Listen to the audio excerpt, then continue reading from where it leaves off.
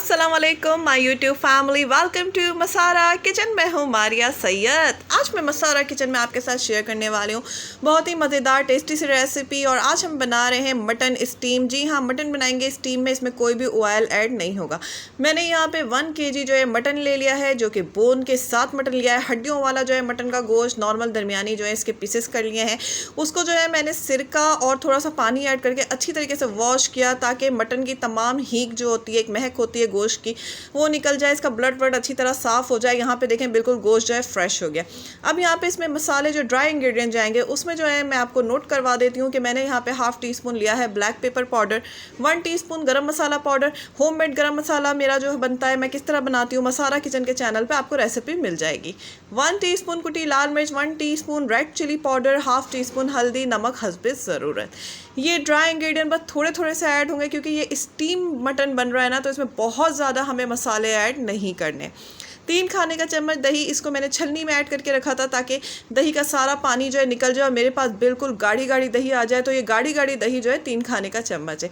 6 अदद हरी मिर्चें, इसको भी मैंने पीस के जो है ना इसका सारा गूदा रख लिया था और पानी जो है इसका निकाल दिया था। बिल्कुल पेस्ट, मतलब पानी ना हो, जितना पानी कम होगा उतना मज़ेदार हमारा मटन बनेगा। 2 चाय का चम्मच पपाया पेस्ट ऐड किया है। 1 खाने का चम्मच इसमें डाल दिया सोया सॉस। 1 खाने का चम्मच ही इसमें चला जाएगा रेड चिली सॉस। इससे जो इसका जायका जो उठ कर स्टीम चिकन का आएगा ना, ओए होए होए, आपने मज़ा आ जाना है। और एक बार अगर आपने किसी को खिलाना है तो बार बार उसने इसी की फरमाइश आपसे करनी है। बहुत लजीज ये रेसिपी जो है तैयार होती है। 1 चाय का चम्मच अदरक लहसुन का पेस्ट, वो मैंने डाल दिया। देखिए हर चीज़ जो है ना मैं बिल्कुल ड्राई मतलब खुश सी डाल ली हूँ। लेंबू का रस जो है उसको निचोड़ के डालना है। छोटा सा लेंबू है, छोटा वाला ले लिया है मैंने, तकरीबन 1 खाने के चम्मच के करीब इसमें से लेंबू का रस निकला होगा, वो मैंने ऐड कर दिया। देखिए अदरक लहसुन भी बिल्कुल पानी उसका निकला हुआ है। अब इसको यहाँ पर अच्छी तरह मिक्स करना है, और मिक्स करके ना इसको तकरीबन जो है 2 से 3 घंटे का भी रेस्ट देना है। उसके बाद फिर मटन को कुक करने रखना है, क्योंकि मटन को ना आपने बहुत अच्छी तरीके से मैरिनेट करके इसको रखें, ताकि मटन की बोटियों के अंदर मसाला जाना बड़ा ज़रूरी होता है। और इसीलिए जो है इसको मैरिनेशन के बाद ना थोड़ा सा हम जो है रेस्ट देते हैं। तो यहाँ पे जो है इसको कवर करके 2 आवर्स के लिए रहने देते हैं, फिर आपको बताते हैं। 2 घंटे हो चुके हैं। मैंने यहाँ पे इस तरह का एक पेन ले लिया है, उसमें फॉइल लगाया है। फॉइल देखिए मैं 2 तरह से लगाऊंगी, मतलब कि 2 पीसेस फॉइल के लगाऊंगी। आपने सेम यही वाला प्रोसेस जो है इसको फॉलो करना है, स्टेप को।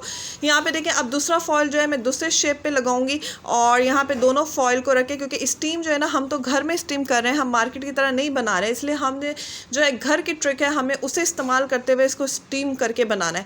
यहाँ पे फॉइल जो है सेट हो गया, और इसके ऊपर जो मटन मैरिनेट करके मैंने रखा हुआ था ना, वो मटन जो है सारा का सारा इसमें डाल दें, और इसको जो है अच्छी तरीके से पैक कर लीजिए। बिल्कुल वैसे ही पैक कीजिए जैसे हम लोग गिफ्ट को पैक नहीं करते, कि अंदर से दिखना नहीं चाहिए कि हमें क्या, हम सामने वाले को देख क्या रहे हैं। बिल्कुल हमें वैसे ही इसको पैक कर वगैरह कर देना है।